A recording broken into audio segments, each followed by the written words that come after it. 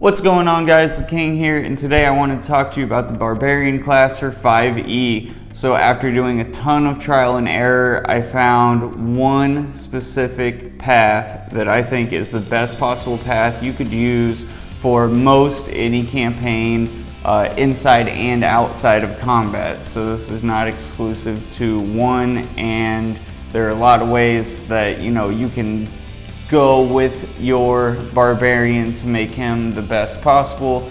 This is just what I found, and I'll try and go through and keep stats on the screen so you can follow along. If you ended up having a barbarian that you were about to make for a campaign and you needed some tips and tricks, this is a good guide to follow to keep him strong, keep him ahead of the curve, and make sure you don't have to make a brand new character. Our barbarian is going to be a human. The reason I picked human is because humans get a +1 to all their attributes at the very beginning of the game whenever you're making everything. With that and the fact that we roll our stats, and obviously some things are going to be good, some things are going to be bad, and the stats that I rolled with those +1s are on the screen now. Let's start off with level 1. At level 1, obviously you don't get anything, so we're good to go. Let's go ahead and name our barbarian. His name's gonna be Bob. I rolled pretty decent for a couple of things, and for this build what you want to do is dump your main stuff into strength and constitution.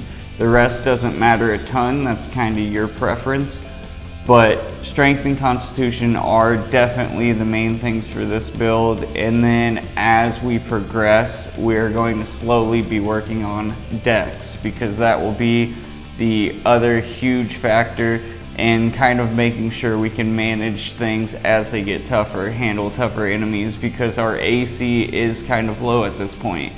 So that dex is going to supplement that, and the path that I'm going to have you guys going along with me on is something that we can kind of cheat the low AC thing. At level 2, we're going to have two things. We're going to have danger sense and we're going to have reckless attack.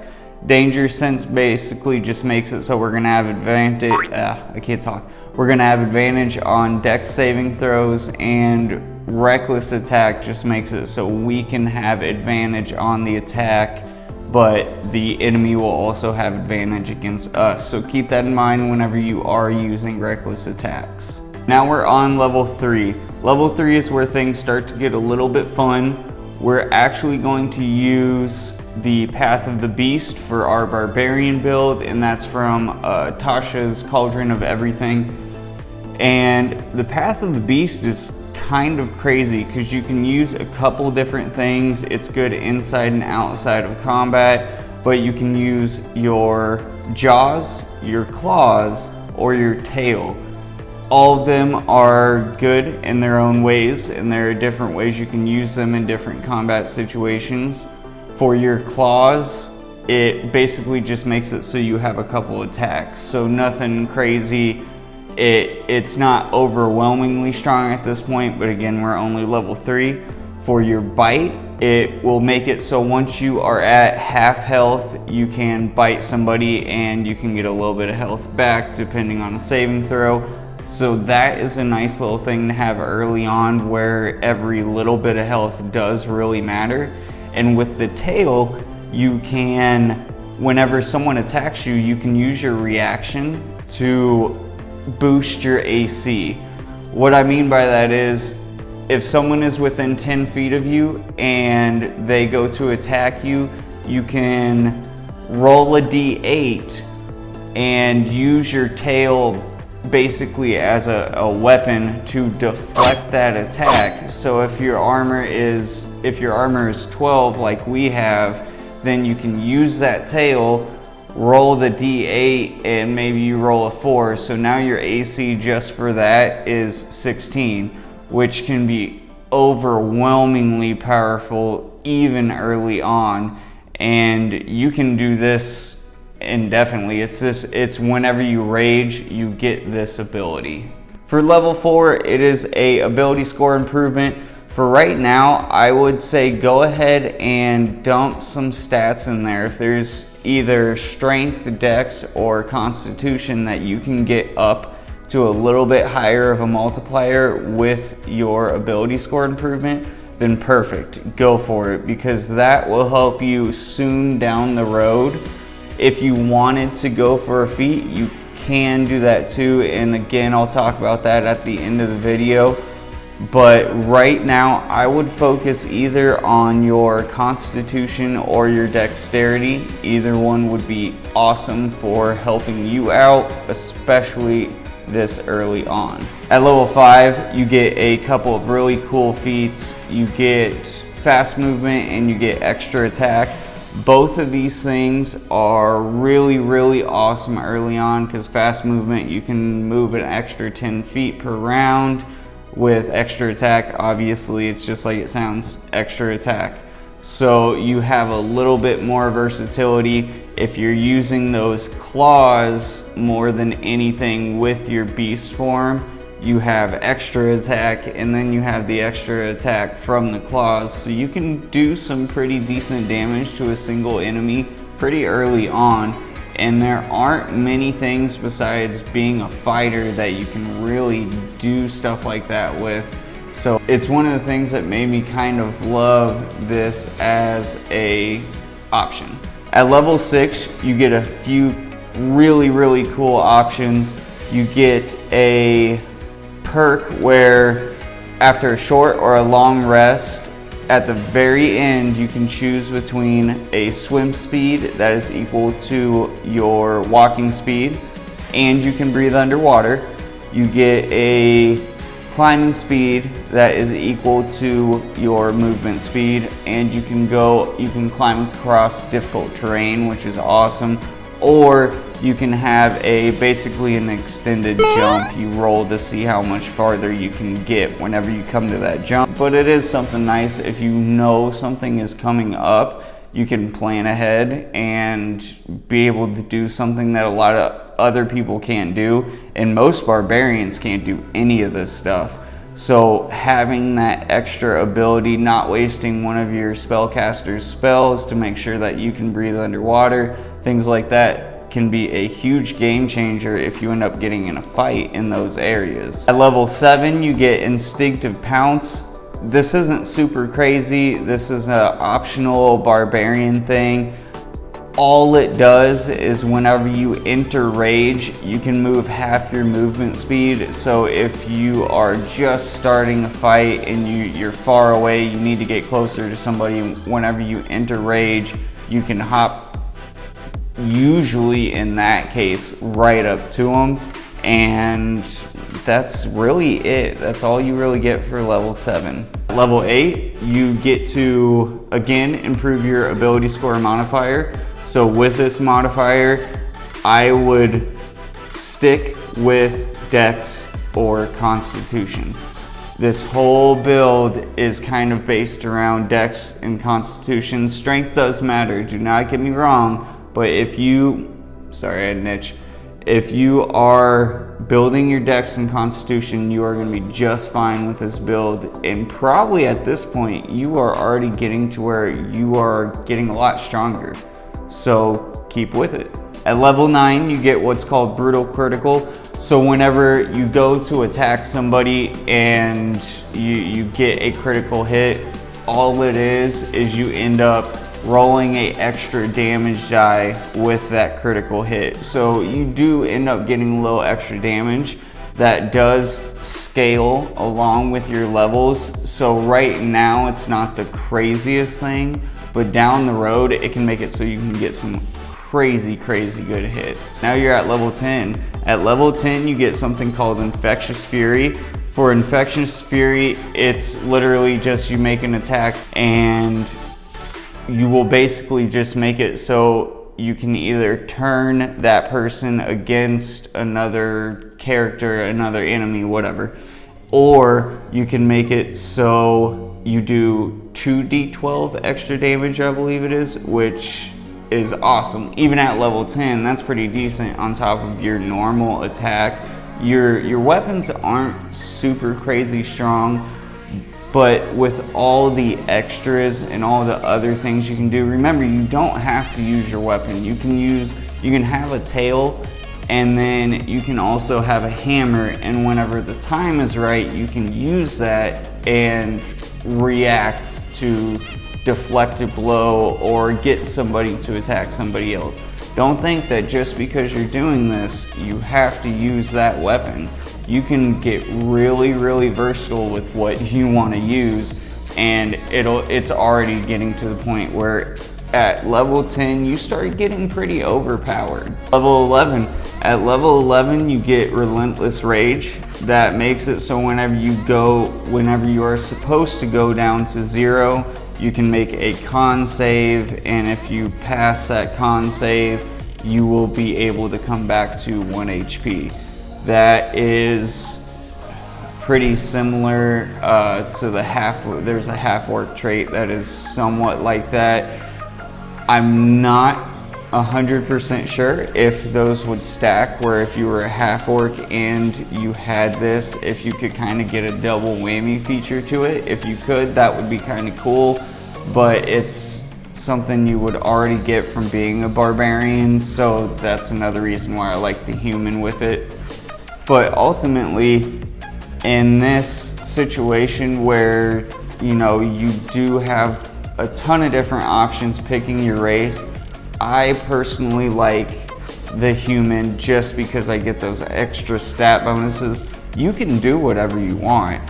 That part of it doesn't matter a ton whenever it comes to this build. So if you want to be a dwarf or a tiefling and have a little bit of magic, go for it. This is your character. I'm just making the guide to help you along, so if you want to be the best barbarian, you have that opportunity. At level 12, we just raise our attributes again. That's all level 12 is. Dex, con, you guys know what to do. At level 13, you end up getting that extra brutal critical dice, which is awesome. At this stage, you start fighting harder enemies, so it is nice to have that little extra oomph. You already have options for what you can do to get health back, to raise your AC a little bit, because at this point, our AC is kind of lacking just a little bit, but we're working on that with the dex, so it's okay. At level 14, we get another awesome feature to the Path of the Beast, and this is called Call of the Hunt. Call of the Hunt is kind of a weird one to explain, but basically any party member up to your con modifier, so like if your con modifier is 4, you can pick 4 party members within 30 feet of you and take some energy from them, but you don't actually take anything from them. So you get 5 temporary hit points per person that you take that from, and then you can also make it so they get an extra d6 with each attack. You can, with 1 attack per round. So that is a really awesome feature. It kind of reminds me of like a paladin vibe, but you're a barbarian, you're raging, going crazy. So if you are doing something like that whenever you're hanging back, or right whenever a fight starts, that's usually when you kick on your rage, then you can use that to start the battle off right for everybody else. At level 15, we get Persistent Rage. Persistent Rage just makes it so you cannot come out of rage unless you choose or you fall unconscious. That is it. Level 15 is very easy. Level 16 is another ability score modifier. This one, you can do what you need. You could raise that 13 to a 14, get an extra point, help out your skills a little bit instead of just having everything into dex, strength, and con. But that is still the focus. If you are going with the program, dex or con are your best friends in this instance. At level 17, we add our 3rd brutal critical die. So now that is maxed out, brutal critical is a beast now. and at this level it should be. Nothing else really crazy going on here. At level 18, we get what's called Indomitable Might, which just makes it so that if you have a strength check that you're doing, if you roll super low, not a big deal, because your strength checks can't be lower than your strength score. So strength score is 20. You cannot roll lower than a 20 for a strength check, which is great because you're a big, strong barbarian. You should be awesome by this point. Level 19, another ability score, nothing crazy for this one. Again, it all depends on what you want to raise at this point. I would finish out your dex. I would not put into strength or con, because the next level, once we hit level 20, we're about to be able to do a whole bunch with those. So I'd focus dex, intelligence, wisdom, or charisma on this one. And for level 20, we get Primal Champion. Primal Champion is, you get +4 to your strength, +4 to your constitution. Now normally you can't go over 20, but with this feat you can go up to 24. So that becomes your max for strength and constitution is 24, which is totally awesome. It basically just makes it so you are what this path intended to be, which is a freaking god. So now you have your level 20 Barbarian, Path of the Beast, and I guarantee you, you are the strongest person in your party by far. Before I tell you about feats, I do want to say real quick, hey, I put a lot of effort into making these videos. I am still very new, so I'm still learning how to talk to the camera. It's really weird. I'm still learning the best ways to do editing and all that, but my goal overall is to bring you guys the best information I possibly can, and even if I only help one person, then so be it. So please like, subscribe, feel free to comment and let me know what you think I could do better, and we'll get to the feats. The couple of feats that I think work really well for this build, you don't want to go too crazy with your feats. It's just not necessary. You can do so many different things with this, but it's kind of gonna sound obvious, but your two best feats are Lucky and Sentinel. Lucky makes it so you can re-roll 3 dice per long rest, and if you just had a bad roll, you can re-roll that dice and you're all good. You take your second dice, so if it's bad again, then sorry for you. But with this build, you would mainly use that for skill checks. You probably wouldn't need it a ton in battle because you have so many different options that there's not really a point. The other one, again, Sentinel makes it so if someone tries to get away and provokes an opportunity attack, you can hit them, and it makes it so they can't move.